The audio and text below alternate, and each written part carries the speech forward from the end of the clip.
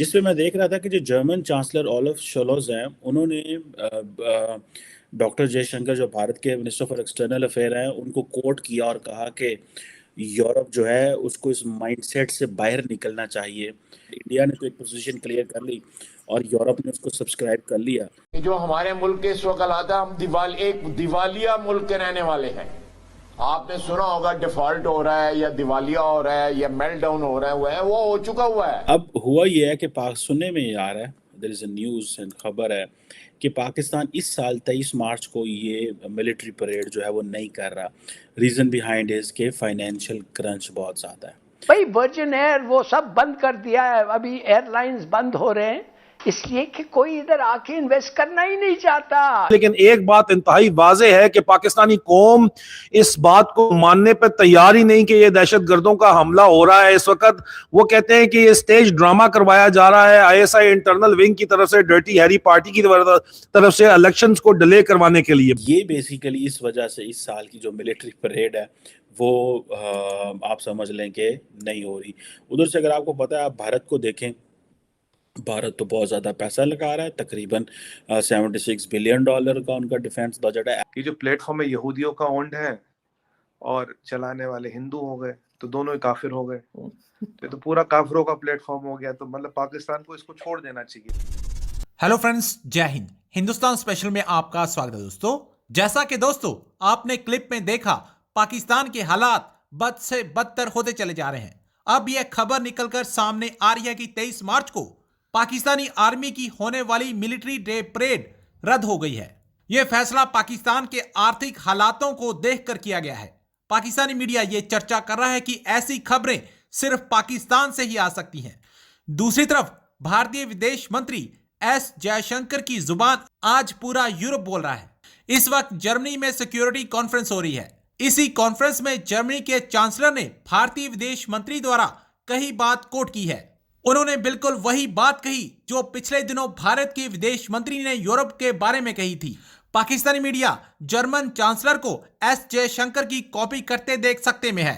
آج کی ویڈیو میں پاکستانی میڈیا نے اور کیا کہا، تو چلیے دوستو آج کی ویڈیو کی طرف چلتے ہیں. تھینک یو سو مچ. بھائی صاحب، اس وقت جرمنی کے اندر میونخ میں ایک سیکیورٹی کانفرنس ہو رہی ہے. اسے میونخ سیکیورٹی کانفرنس کہتے ہیں. جس طرح ڈیووس میں ایک فورم ہوتا ہے، انہوں نے بھی فورم رکھا ہے.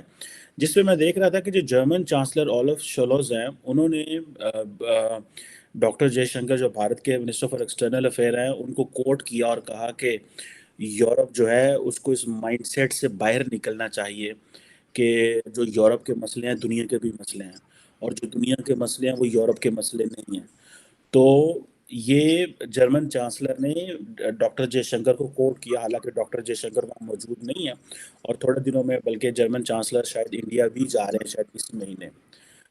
پاکستان کے وزیر خارجہ بلاول بھٹو زرداری بھی وہاں پہنچے ہوئے ہیں.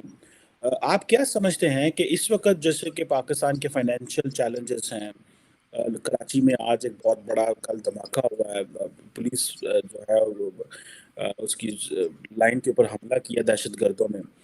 بلاول بھٹو زرداری کیا ویو لے کے جا رہے ہوں گے جرمنی میں، میونخ میں، اور دنیا کو پاکستان کا کیا ویو بتا رہے ہوں گے؟ Sir, what is your take on that? India نے تو ایک پوزیشن کلیئر کر لی اور یورپ نے اس کو سبسکرائب کر لیا. So how do you see Bilawal Bhutto Zardari's visit there, sir؟ دیکھیں جی، اس میں ایک جو ستم ظریفی کی بات ہے وہ یہ ہے کہ پاکستان میں رولنگ ایلیٹ جو ہے نا، اس نے بڑی سکسیسفلی جو پاکستان کے مسائل کا جو درد ہے اور جو تکلیف ہے وہ عوام کو منتقل کر دی ہے. یعنی دو طریقوں سے. ایک تو پریکٹیکلی کر دی ہے، چونکہ ظاہر ہے یہ دنیا کا کوئی آدمی اس پہ آرگیو نہیں کر سکتا کہ پاکستان میں یہ جو انفلیشن ہے اور یہ جو مہنگائی کمر توڑ جس کو ہم کہتے ہیں، اور جو آنے والے سخت ترین دن ہیں، اس کا رولنگ ایلیٹ کی زندگی پہ کوئی اثر پڑے گا. ظاہر ہے اس کا کوئی کوشچن نہیں کہ اس پہ کوئی آرگو کرے. وہ لوگ اس سے بالا ہیں اور وہ اس سے 1000 گنا زیادہ مہنگائی کو بھی ہینڈل کرنے کی پوزیشن میں.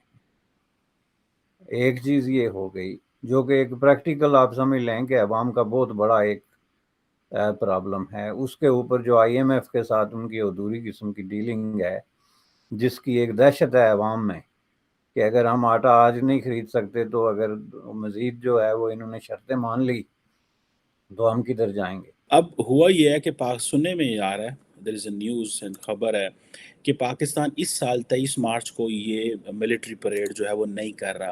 ریزن بیہائنڈ از کہ فائنینشیل کرنچ بہت زیادہ ہے. یہ بیسیکلی اس وجہ سے اس سال کی جو ملٹری پریڈ ہے وہ آپ سمجھ لیں کہ نہیں ہو رہی.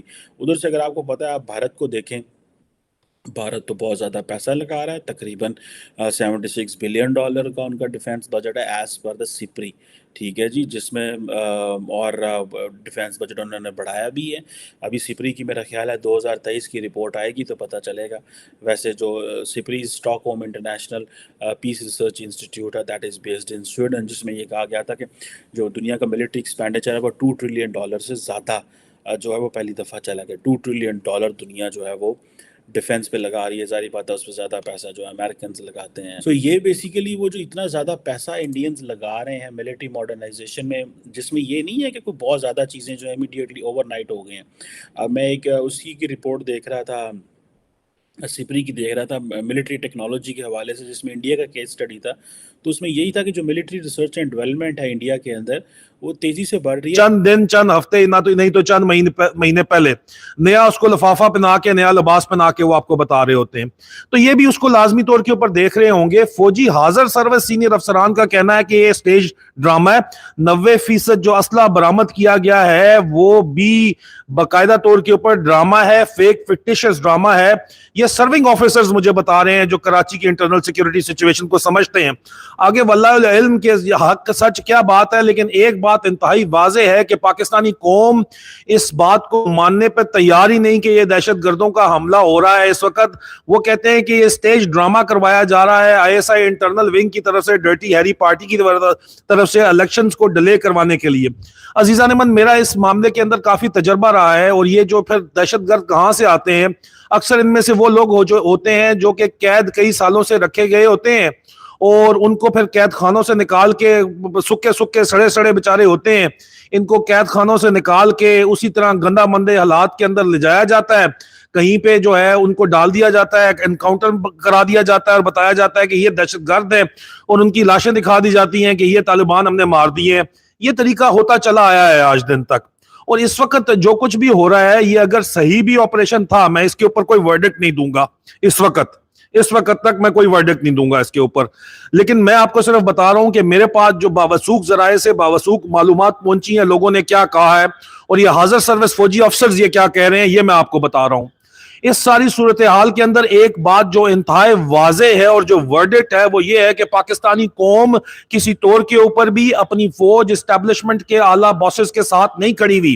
آج سے پہلے پاکستان کی تاریخ میں اس طرح نہیں ہوا کہ پاکستانی اسٹیبلشمنٹ جو ہے وہ کوئی اس قسم کی جنگ کے بارے میں کوئی بات کرے اور وہ جنگ جو ہے وہ عوام اس کے ساتھ نہ کھڑی ہو.